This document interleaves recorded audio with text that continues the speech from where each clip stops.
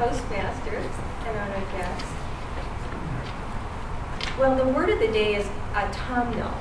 And I, earlier this evening, walked out and my son was sitting there and I said to him, Blake, do I look dressed for autumnal? And he said, no, Mom, actually, you remind me of Working Class Woman, the movie Working Class. So I wasn't quite sure what he meant by that, but I guess the shoulder pads had something to do with it. Anyway, moving right along tonight. I'd like to talk to you this evening about a situation that occurred to me about 5 years ago. My husband and I were confronted with a life-threatening disease. My husband was informed that he had stage 4 colon cancer. And the day that we were told this, I can remember several questions going on in my mind, and the first one being, well, what causes colon cancer, number one? And number two, what can you do to cure it? Number three,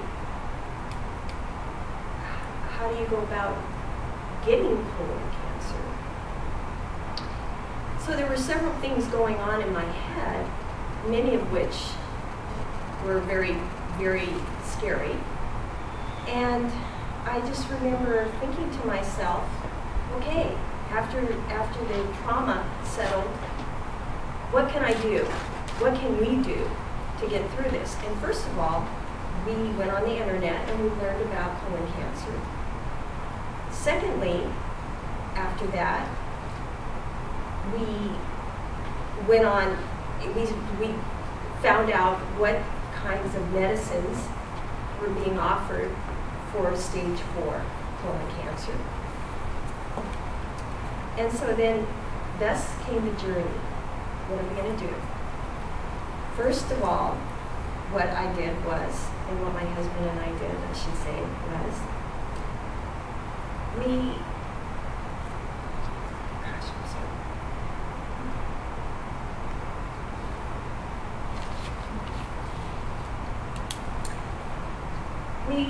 went online and we found out the different contacts to go to, the different hospitals to go to, and found out 4 of the top-notch colon cancer specialists.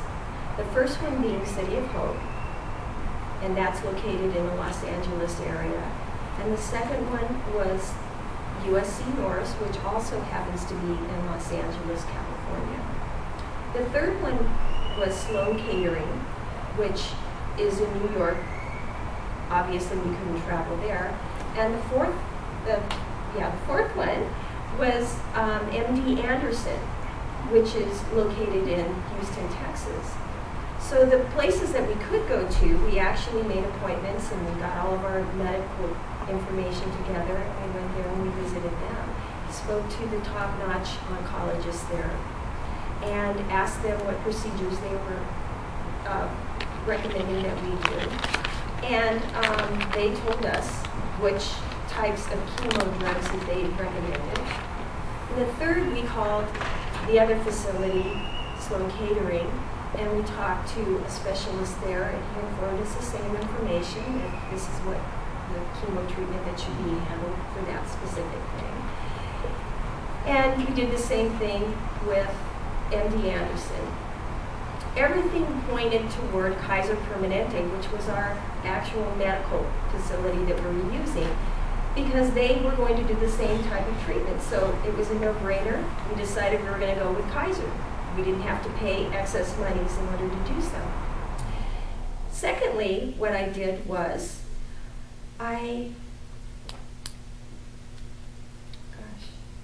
meditation. Meditation was important to me at the time because I was so pent up with anxiety, not knowing how to handle this. Never in my lifetime did I have a family member that had had cancer, and especially a loved one.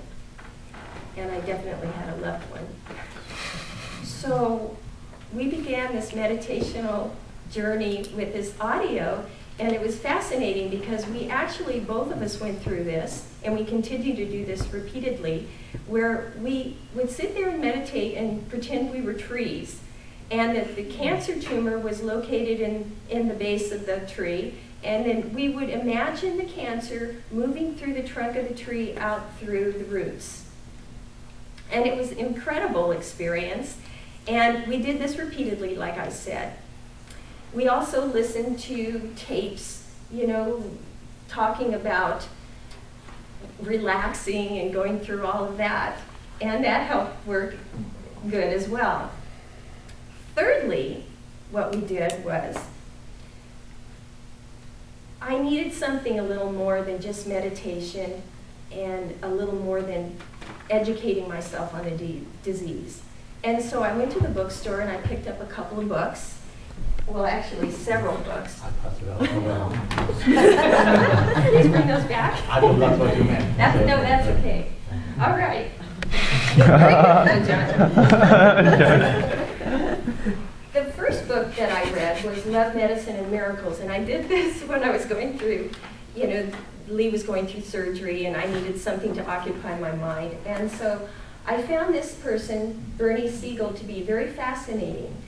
He actually discussed certain procedures that he used with his patients, his cancer patients, and it was interesting to go read about these patients, the various cancers that they had, and how he dealt with it with them, through them.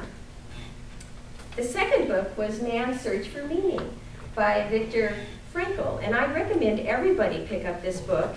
If you, I mean, hopefully you won't go through a situation like I have, but at some point in your life you're going to know someone or have a loved one or maybe your significant other that is going to go through something traumatic. And Bernie, or Victor rather, what Victor did was he discussed his situation, and he was in an Auschwitz camp. And he was actually had to undergo this incredible experience where he was being treated, you know, as a prisoner.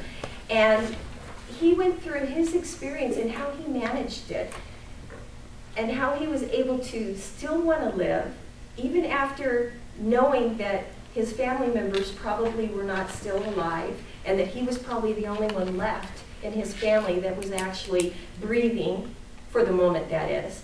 And so he went through his whole process of how he went about doing this and overcoming it. And I found it to be very helpful, not that I was planning on going to a concentration camp, but I found it helpful in the way that, you know, here I'm going through almost, it felt like Auschwitz, with what was going on in my life, and it just helped me to gain some clarity on everything. So in conclusion to my speech, I would just like to say that, first of all, the first thing to note is to get in touch with the facilities that you need in order to find out where the best place to go is. Secondly, do meditation. It really does help. I should have done meditation earlier, but anyway, meditation really is a helpful and a helpful process. And then thirdly, pick up some books and read them, because it just helps. Sometimes you don't even want to talk to anybody. You just kind of want to read something and let it digest it and let it sink in. So I hope I've helped you. Thank you.